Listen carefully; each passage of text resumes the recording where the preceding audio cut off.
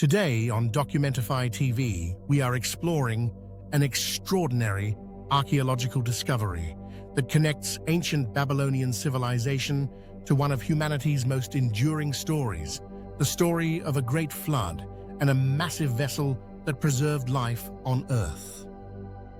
In 1882, during excavations in Iraq, archaeologists unearthed a clay tablet that would challenge our understanding of ancient cartography and biblical history.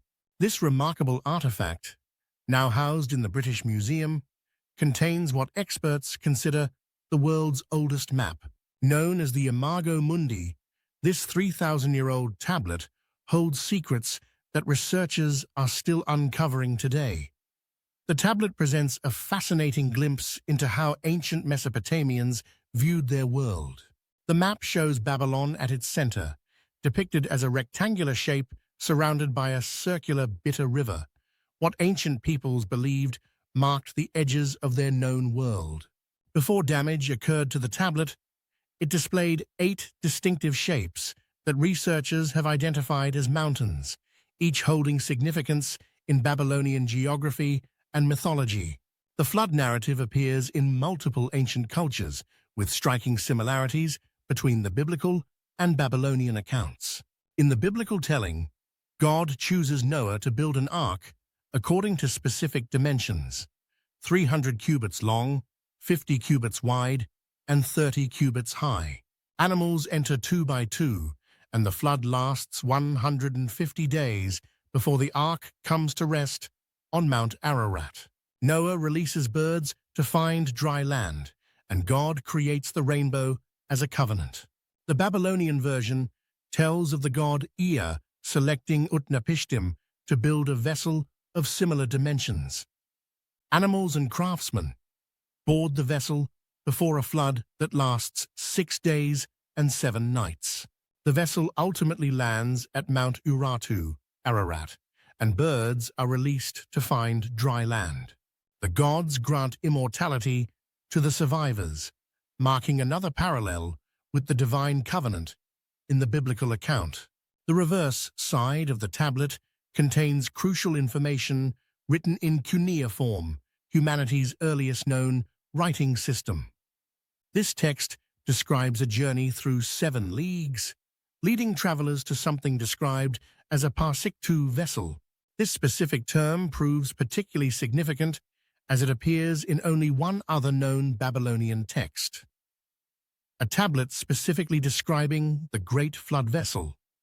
Dr. Irving Finkel's analysis reveals the tablet's geographic precision, providing specific directional guidance to Urartu, matching biblical accounts. The measurements described align with geological features near Ararat's summit, while the tablet demonstrates that ancient Babylonians treated the flood story as historical fact, showing how widespread and consistent the flood narrative remained across different civilizations. Recent studies have revealed geological evidence of significant flooding in ancient Mesopotamia, along with archaeological remains of early settlements near Mount Ararat. Evidence of advanced shipbuilding techniques in ancient Mesopotamia supports the technical feasibility of such vessel construction, while similar flood stories appear in more than 200 different cultures worldwide. Mount Ararat itself, rising 16,854 feet above sea level, remains a subject of intense scientific interest. Complex geological layers continue to challenge dating methods, adding to the mountain's mystery. Modern geological studies show evidence of historical changes in the region, with sedimentary deposits suggesting ancient flood events from around 3000 BC. The tablet's influence extends beyond archaeology, representing one of the earliest examples of practical navigation guides. It shows advanced mathematical understanding in ancient Mesopotamia, demonstrates sophisticated architectural knowledge, and reveals complex religious and cultural beliefs about worldwide catastrophes. Archaeological teams have extensively studied these ancient connections. Dr. Finkel and other researchers have examined multiple sources, comparing archaeological findings with ancient texts. While geological debates persist about Mount Ararat's formation timeline relative to the flood period, scholars note the remarkable consistency between the Babylonian and biblical narratives. Looking at all the evidence presented by researchers, this tablet appears to be more than a simple map. Many experts suggest it served as a practical guide for ancient travelers seeking physical proof of this legendary vessel.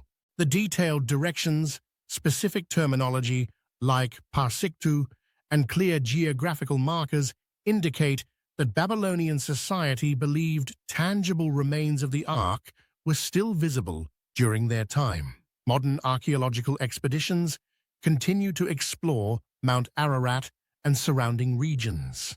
While no definitive physical evidence of the Ark has been discovered, researchers use advanced satellite imaging to identify unusual formations, while ground-penetrating radar studies continue to reveal new information.